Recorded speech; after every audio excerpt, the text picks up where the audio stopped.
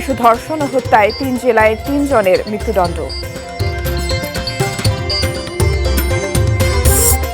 এবং ঝিনাইদহে বীরশ্রেষ্ঠ হামিদুর রহমানের ত্রুটিপূর্ণ ভাস্কর্য সরানোর কাজ আপাতত বন্ধ।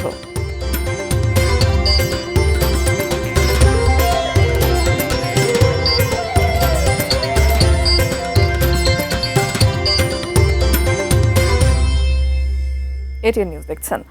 আমন্ত্রণ জানাচ্ছি দেশের খবরে, সঙ্গে আছি ফারহিন টুম্পা। এতক্ষণ নাসির সিনটেক্স গ্রুপের সৌজন্যে শিরোনামগুলো শুনছিলেন। শিশু ধর্ষণ ও হত্যার অভিযোগে 3 জেলায় 3 জনের মৃত্যুদণ্ডের আদেশ দিয়েছেন আদালত। চট্টগ্রাম নগরের পাহাড়তলী এলাকায় 10 বছরের শিশু আবিদা সুলতানা আয়নীকে ধর্ষণ ও হত্যা মামলায় মোহাম্মদ রুবেলকে মৃত্যুদণ্ডের আদেশ দিয়েছেন আদালত। দুপুরে চট্টগ্রামের নারী ও শিশু নির্যাতন দমন ট্রাইব্যুনাল 2-এর বিচারক মোহাম্মদ সাইফুর রহমান এ রায় দেন। 2023 সালের 21শে মার্চ নিখোঁজ হয় 4র্থ শ্রেণীর শিক্ষার্থী আয়নী। তদন্তে স্থানীয় সবজি বিক্রেতা রুবেলের সম্পৃক্ততার তথ্য পেয়ে তাকে গ্রেপ্তার করে পুলিশ। তার দেয়া তথ্যের ভিত্তিতে নিখোঁজের 9 দিন পর একটি ডোবা থেকে শিশু আয়নীর মৃতদেহ উদ্ধার করা হয়। এদিকে চুয়াডাঙ্গার জীবননগরের গোয়ালপাড়া গ্রামের স্কুল ছাত্রী মরিয়মকে ধর্ষণ ও হত্যা মামলায় একমাত্র আসামি আবুল হোসেন ফটিককে মৃত্যুদণ্ড দিয়েছেন আদালত। 2023 সালের 21শে ডিসেম্বর শাক তুলে দেওয়ার কথা বলে আসামি আবুল হোসেন শিশু মরিয়মকে একটি ভুট্টা খেতে নিয়ে ধর্ষণের পর হত্যা করে। 2022 সালের 17ই মার্চ মাগুরার শ্রীপুর উপজেলার শ্রীখোল গ্রামের 6ষ্ঠ শ্রেণীর ছাত্রী রাজিয়া খাতুন বাড়ি থেকে নিখোঁজ হয়। একদিন পর বাড়ির পাশের কুমারনদ থেকে তার মৃতদেহ উদ্ধার করে পুলিশ। শিশু রাজিয়া ধর্ষণ ও হত্যায় অভিযুক্ত প্রতিবেশী হাসান শেখের ফাঁসির আদেশ দিয়েছেন আদালত।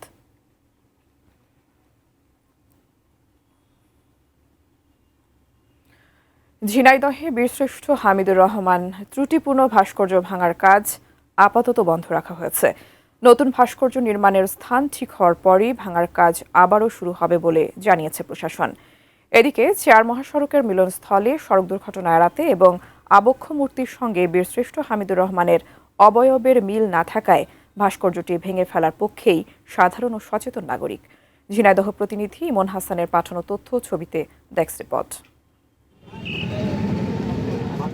ঝিনাইদহ শহরের কেন্দ্রীয় বাস টার্মিনাল সংলগ্ন 4 রাস্তার মোড়ে বীরশ্রেষ্ঠ হামিদুর রহমানের আবক্ষ ভাস্কর্য নির্মাণের কাজ শুরু হয় 2019 সালে। তবে শুরুতেই খটকা, ভাস্কর্যের অবয়বের সাথে বীরশ্রেষ্ঠ হামিদুর রহমানের চেহারার কোনো মিল নেই। ব্যাপক সমালোচনার মুখে এক পর্যায়ে নির্মাণ কাজ স্থগিত রাখা হয়। বীরশ্রেষ্ঠ হামিদুর রহমানের অবয়ব প্রতিকৃতির সাথে যায় না। এটা পরিপূর্ণভাবে কারো অবয়ব ওখানে কোনোদিন সৃষ্টি হয়নি। তা আমরা চাচ্ছি বীরশ্রেষ্ঠ হামিদুর রহমানের নামে যথাযথ স্থানে তার ভাস্কর্য নির্মাণ করতে হবে। ঝিনাইদহ থেকে রাজধানী খুলনা, বরিশাল ও কুষ্টিয়ামুখী 4 মহাসড়কের মিলনস্থলে প্রায় 7 ফুট উঁচু বেদিতে বীরশ্রেষ্ঠ হামিদুর রহমানের 6.5 ফুট আবক্ষ ভাস্কর্যটি নির্মিত হচ্ছিল। সাথে প্রায় 15 ফুট উচ্চতার বিভিন্ন কাঠামোর কারণে উল্টো দিকের যানবাহন ঠিকঠাক দেখা যেত না। প্রায়ই ছোটখাটো দুর্ঘটনা ঘটত বলে স্থাপনাটি সেখান থেকে সরিয়ে ফেলার দাবি ওঠে। যখন ওদিক থেকে গাড়ি আসে বেশি কিছু দেখা যায় না, বাইরের দিক থেকে যখন গাড়ি ওদিকে যায় তখন ওদিকে কোনো কিছু দেখা যায় না। এই জায়গাটায় আপনার প্রায় অ্যাক্সিডেন্ট হয়। প্রয়োজনীয় ব্যবস্থায় তো অপসারণের দরকারই আছে। পরিবেশটা তার মানে এটা ঝুঁকিপূর্ণ ছিল। সম্প্রতি ভাস্কর্যটি ভাঙা শুরু হলে নানা রকম জল্পনা কল্পনা ছড়িয়ে পড়ে। এতে বন্ধ করে দেওয়া হয় ভাঙার কাজ। তবে জেলা প্রশাসক জানিয়েছেন শহরের অন্যত্র ভাস্কর্যটি নতুন করে বানানো হবে। উন্নয়ন সমন্বয় মিটিংয়ে আমরা ইতিমধ্যে আলোচনা করেছি। আমরা হামিদুর রহমান সাহেবের একেবারে অবক্ষ মূর্তি ওনার চেহারার সাথে যাতে মিলে আমরা স্কাল্পচার স্থাপন করব শহীদ মিনারের সামনে গোল চত্বরে। আমরা এটা একটা স্থাপন করার একটা নীতিগত সিদ্ধান্ত নিয়েছি। স্থানীয়দের প্রত্যাশা, ঝিনাইদহের গর্ব, জাতির এই সূর্য সন্তানের ভাস্কর্য থাকবে সমালোচনার ঊর্ধ্বে। নতুন নির্মাণে সে স্থাপনা যেমন হবে নান্দনিক, তেমনি স্বাধীনতা, সার্বভৌমত্ব আর স্বদেশ চেতনার প্রতীক।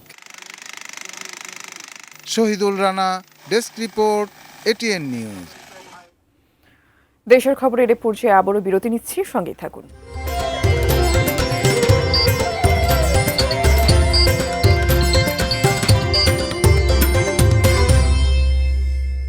বিরতির পর আবারও স্বাগত। যশোরের শার্শায় পিকআপ ট্রলি ও মোটরসাইকেলের মুখোমুখি সংঘর্ষে মোটরসাইকেলের আরোহী নিহত হয়েছেন, আহত হয়েছেন আরও একজন। সকালে উপজেলার সালামের মোড় এলাকায় এই দুর্ঘটনা ঘটে।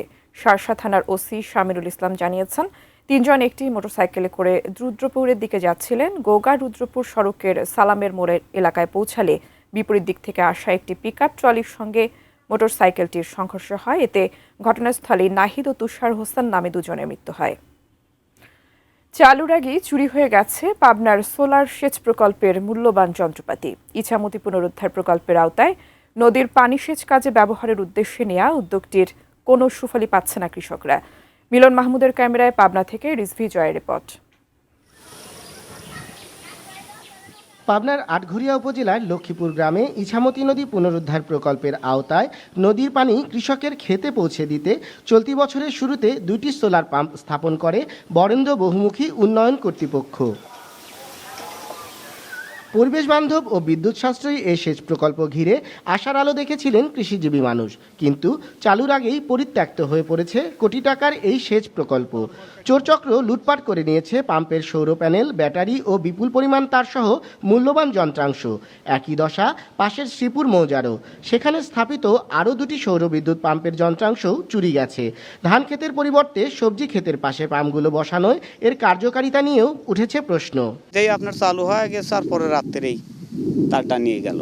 জমিয়ালান ওই সাথে কথাবার্তা বলি, মনে করেন তারটা নিয়ে আসার পর আবার এরকম দেখুন ওদের পাইপ দেয়, পানি পরে আর পরে রাত্রেই আবার নিয়ে যায়। সরকারের কাছে অনুরোধ করব এটা নিয়ে একটু কাজ হোক, আরও অ্যানালাইসিস হোক, যাতে কৃষকের জন্য ভালো হয়। সেচ পাম্পের যন্ত্রাংশ চুরির বিষয়টি স্বীকার করছে কর্তৃপক্ষ। আইনগত ব্যবস্থা নেওয়ার পাশাপাশি আধুনিক প্রযুক্তি ব্যবহারের আশ্বাস দিয়েছেন এই কর্মকর্তা। উপভোগী কৃষকরাই মূলত এটা পাহাড়ের দায়িত্বে থাকেন। তাদেরকে নিয়োগ দেওয়া হয় সংশ্লিষ্ট অফিস থেকে। তাদের একটা বলা হয় বিভিন্ন প্রচারণা মাধ্যমে কিভাবে তারা পাহারা দিবে, কিভাবে পাহারা দিলে যাতে চোর শনাক্ত করা যায়, চুরি রোধ করা যায়, এ বিষয়ে সমস্ত ডিপার্টমেন্ট আমরা কাজ করে যাচ্ছি। ইছামতি নদীর ভূপরিস্থ পানি সেচ কাজে ব্যবহারের জন্য পরীক্ষামূলকভাবে প্রায় 1.5 কোটি টাকা ব্যয়ে প্রকল্পটি করেছিল বরেন্দ্র বহুমুখী উন্নয়ন কর্তৃপক্ষ। এখন পর্যন্ত যার ফলাফল হতাশা। রিজভি জয়, এটিএন নিউজ, পাবনা। দর্শক, এই ছিল দেশের খবর। সঙ্গে থাকার জন্য ধন্যবাদ সবাইকে।